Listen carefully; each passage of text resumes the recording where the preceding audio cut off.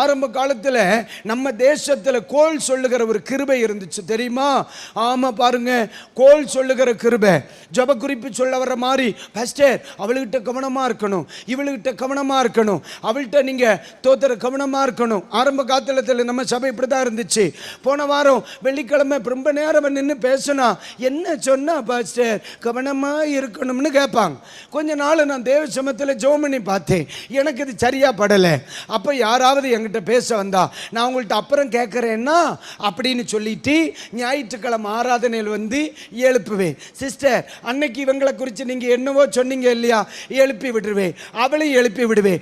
பொது சபையில் அவன் முன்னாடி உன்னால் சொல்ல முடியும்னா நீ சொல்லு, இல்லைன்னா நான் அறிய மாட்டேன். நம்ம சபை அப்படித்தான் இருந்து இந்த லைவ்னு சொல்லி சாதனை ஆரம்பித்த பிறகுதான் இந்த பப்ளிக் உத்தியோகம் எல்லாம் நின்னது. அதனால தான் இப்போ படிச்சுட்டு அமுக்கிற ஒரு பட்டன் இருக்கிறத கண்டேன்.